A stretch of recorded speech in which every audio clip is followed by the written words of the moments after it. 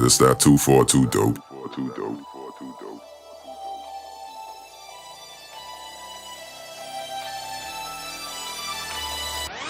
Welcome to my city, boy, that 242.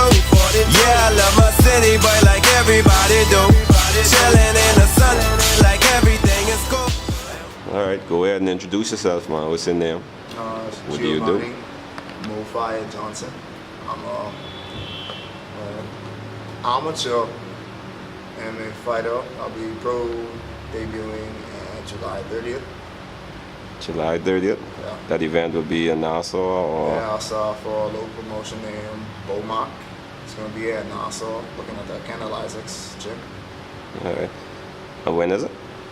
You said July 30th? So, what's the difference with becoming a pro versus the amateur?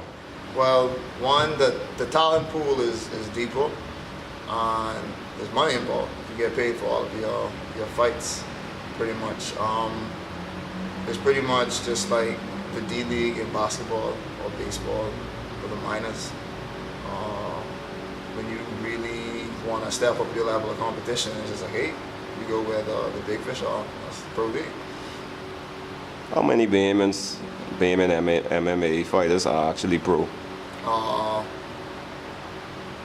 There are two that I know of currently. That's Yves Edwards, who retired just recently, at Kimbo Slice. In fact, I think, what's his name? Rico Farrington is another Bahamian MMA fighter. He fights out of Florida.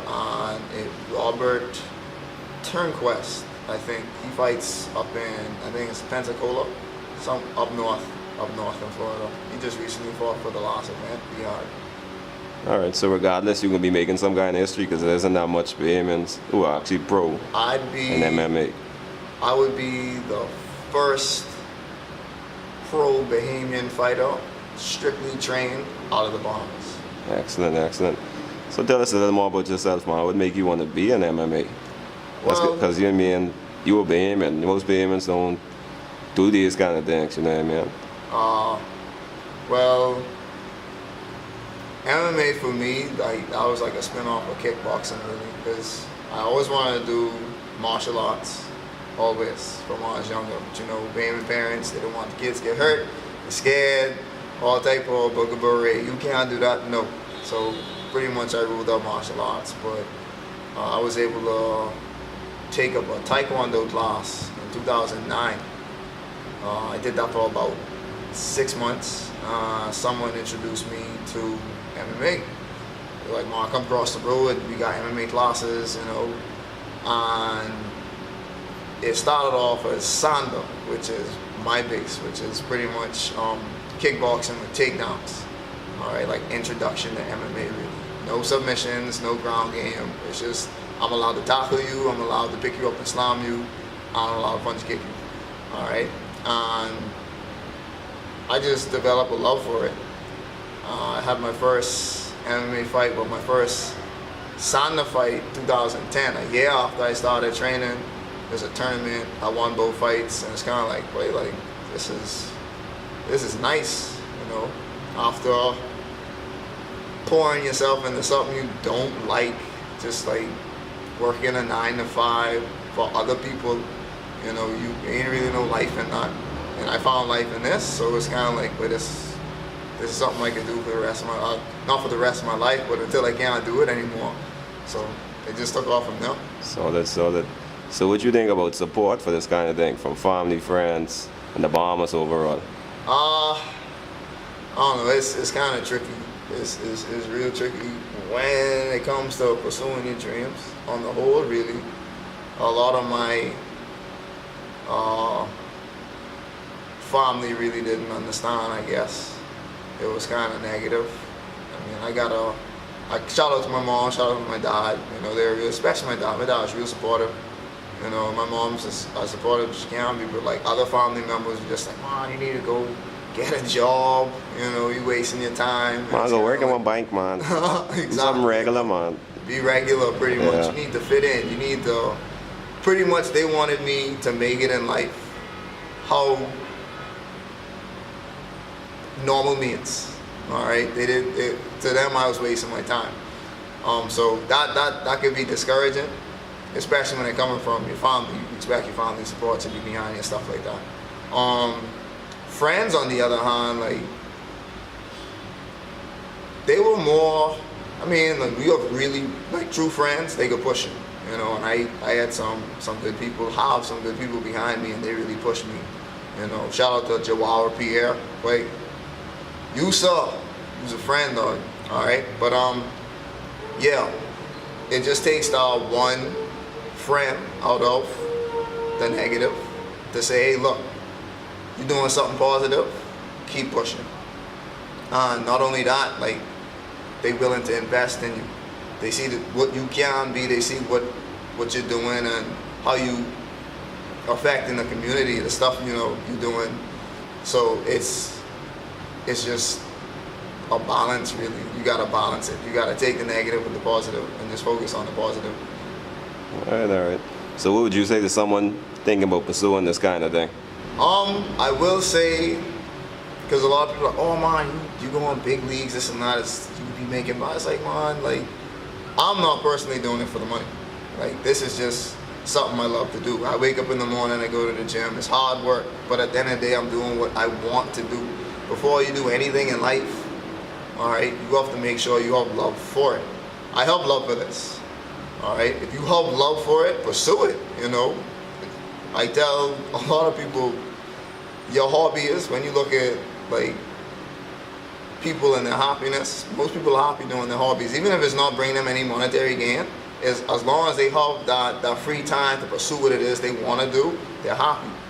All right, it's just that basketball players, baseball players, they get paid to do that. That's their job. They get paid to live out their dream, you know. So you have to realize that, wait, it takes plenty sacrifice, failed relationships, being hungry, you know, being ostracized by your family and your friends.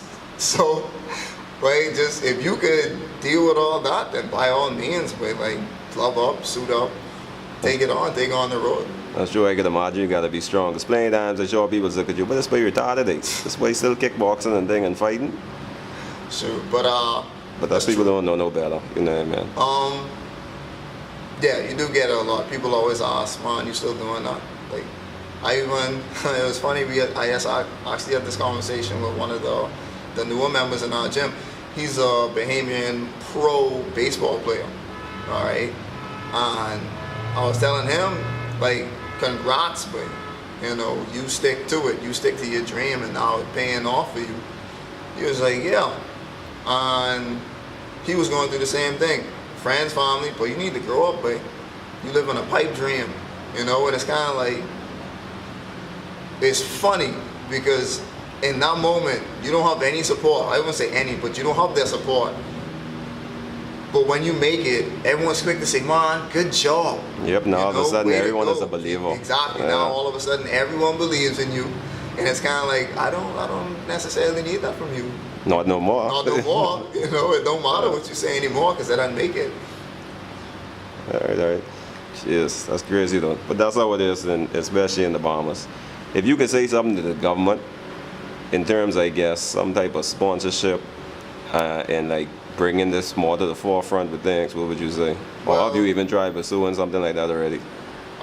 We have approached the government about it, different sectors of the government, in fact.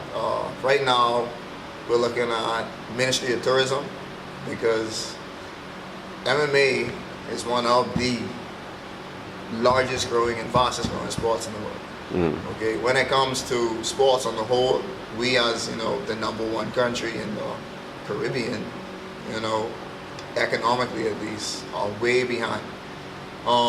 We should be a whole lot more diverse, a whole lot more. We got countries like Jamaica, Trinidad, Tobago, Dominican Republic. They already have not only MMA competitors, but teams, you know, that they sent off. Just like, what was that, 2 years ago, we met a team from, what was it? I think it was Bermuda. It's either Bermuda or Barbados, over in Orlando. They had a Sanda team, and this Sanda team was sanctioned by the government, but funded by the government. It's kind of like, yo, like, you have a whole government that's willing to say, yeah, man, we represent our country. We go off, we represent our country, we come back. You know, we put our country on the map in this sport. It's kind of like the same thing we're doing over here, except that they only focusing on certain sports or track, you know, and it seems as if they don't really care until you make it. Mm-hmm. Then they can be right there patting you on the back. Man, like, what's his name, Buddy Hield? Like when they go on by Buddy Hield, pat him on the back, and people say, Carson Lewis. Buddy, way to go, this and that. Meanwhile, Buddy been playing ball probably for me, it's like in 7th grade. Yep. You know, he's dunking on dudes from 7th grade, and he make it pretty much, all right? And he probably had his family behind him, backing him. But when it comes to the government, they quick to acknowledge you, accept you, support you after the fact. But when it comes to helping you along the way, it's kind of like, oh, you're on your own. Even look at some of our track stars, boy. All right, they probably pay for their own training. They don't, you know, and they represent the country. They bring in medals for the country. They don't ever disown the country. They always, yeah, man, I rep the Bahamas. Always. They'll never disown the Bahamas. That's how life is sometimes, man. But you guys, you just got to keep doing what you're doing. And hopefully at the end of the day, even if the support come late, it come in time, you know what I mean? Yeah, that's true. So other than that too, you're a personal trainer as well? I train out of 2 places actually. I train out of Empire Mixed Martial Arts. That's my, well, not my gym, that's the gym I train at. I'm an instructor. I'm an instructor for BJJ kickboxing at this gym. I also train out of Better Bodies on Shirley Street. So we're doing my strength conditioning. That's where I personally work out. And out of J-Line. This is where our facility is housed, out of J-Line on Shirley Street as well. So everything is pretty much right next door to each other. All right, cool.